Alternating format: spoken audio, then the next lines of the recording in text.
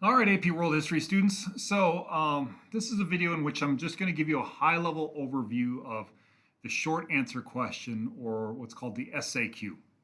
Now, this is another type of free response question that we use that the College Board uses in AP history courses.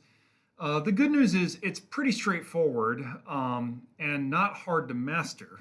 The bad news is it's the kind of question in which you're the most on the spot. Like the College Board will just say, what do you know about this particular question or that particular topic? And then you just have to give an answer that is correct. And if you give a correct answer in a straightforward way, then you'll get the point.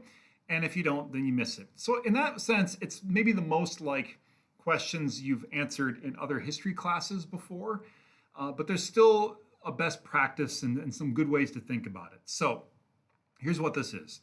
An SAQ is made up of three sub-questions. So I know this is classic College Board making things more complicated than they need to be, but fair enough, right? So usually there will be a stimulus, like a little paragraph of reading or a chart or a photograph or something like that. And then there's three little sub-questions that go with it. There isn't a rubric. You don't have to write a thesis statement or something like that. It really isn't an essay. It's just kind of respond to this question, give your answer to this question. There are some limitations. They give you a limited amount of space. If you do it on paper, there's like a sort of a box, a one-page little box that your answer has to fit within. So you have to kind of condense your response down to 2 sentences or 3 sentences. For some of you, that won't be a problem at all. Really, it's just a matter of get down to the business and answer their question. So just focused and concise writing is what you will need. Now, when you're thinking about this, when you get those questions, it's, the strategy we're going to use to respond here is ACE, this acronym, ACE. So when you get a prompt, let's say the first prompt says something like, identify and explain one way in which the Islamic states used religion to reinforce political power or something like that, right? Then the first thing you need to do is answer the prompt. Just answer that question. Do the old trick of reuse the key terms from the prompt in your response. So one way in which Islamic states used religion to reinforce their political power is the use of Sharia law, right? For example, right? So you're just reusing the key terms from the prompt. You cite the evidence, so that you don't need a lot of evidence. You don't even need very much. You just need one piece, one little dollop of like specific evidence will be enough here. So when you say Sharia law, which covered, all kinds of customs, including what you wear and whatever, you just give one little detail about what that is.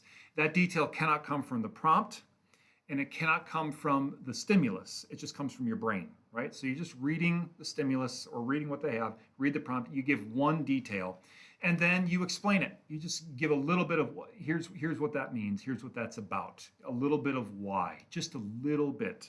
A little is enough in an SAQ. And if you're on target, you'll get the response. And if your response is incorrect, then you won't get the point. So it's just a matter of are you correct or are you incorrect?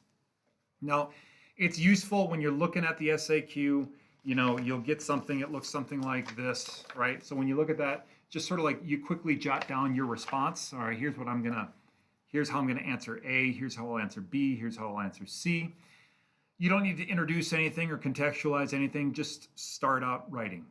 One way in which Islamic states use religion to reinforce, blah, blah, blah, just jump right in with that.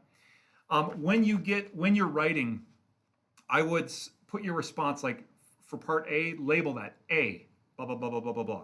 B, blah, blah, blah, blah, blah, blah, blah. You sort of label A, B, and C. And again, on this one, it's not a high bar. All right, it's not they're not looking for a ton of granular detail, a lot of high level analysis. It's really just when you get put on the spot, answer this question, do you have something to say? So that's the key ideas there, students. We'll get a chance to practice these, but I don't think the question of how to do an SAQ is going to be the challenge. The challenge will always just be, do I have an answer for this particular SAQ question? And that's the name of the game in our course. All right, students, thanks so much for watching. Have a good day.